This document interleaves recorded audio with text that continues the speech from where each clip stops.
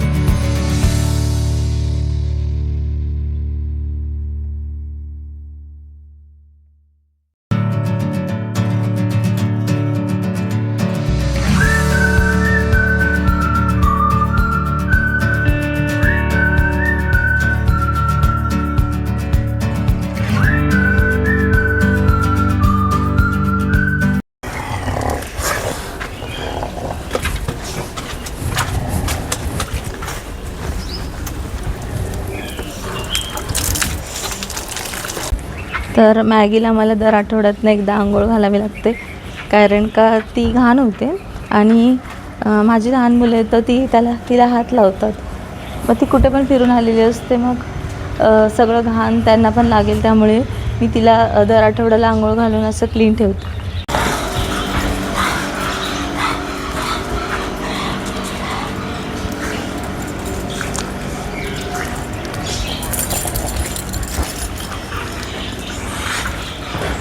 कचऱ्यात नको जाऊ.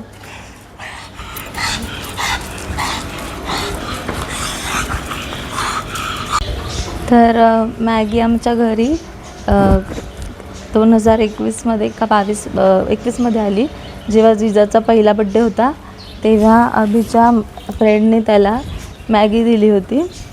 आणि तेव्हा ती खूप लहान होती, आता ती चांगली 4-5 वर्षाची झाली आहे. आणि ती खूप शांत आहे, ती कोणाला त्रास देत नाही, काहीच नाही करत.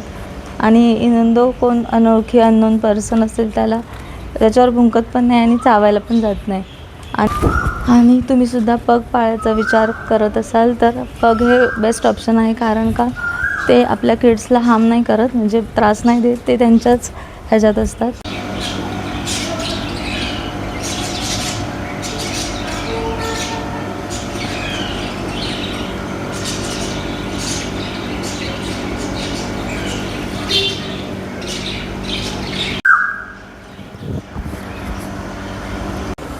तर आता गरमी खूप वाढली आहे आणि 4-5 वाजले की अशी घशाला कोरड पडते आणि चहा पिऊ नाही वाटत.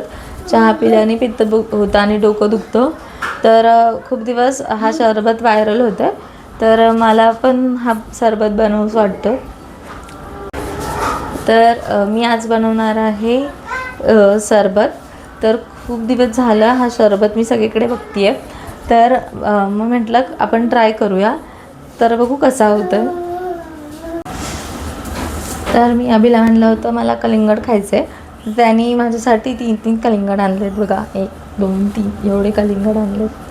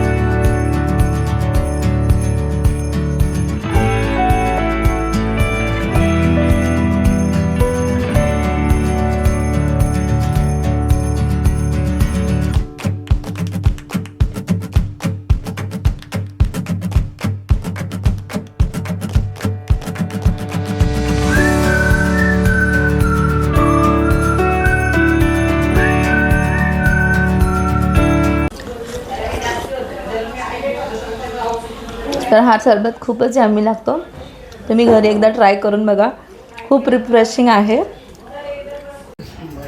काय करते तू? बटरफ्लाय ABCD काढ चल. तर जिदाची एक्झाम चालू आहे आणि मी तिचा अभ्यास घेत आहे.